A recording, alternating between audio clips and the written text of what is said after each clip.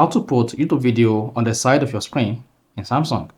So if you are watching the YouTube video on the YouTube app, and I want to put the YouTube video by the side of the YouTube app here, then this video is going to walk you through how to do this step by step. You see that?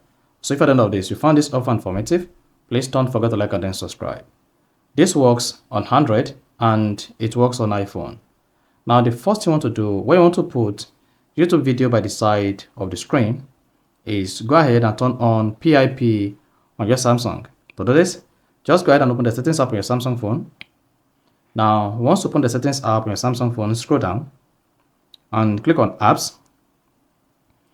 Under apps, click on the three dots at the top right, click on special assets, and here locate picture in picture PIP.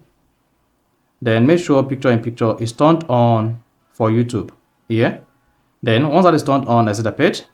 Now go ahead and open the YouTube app on your Samsung device. Once you open it, locate the video you want to watch, then go ahead and play the video.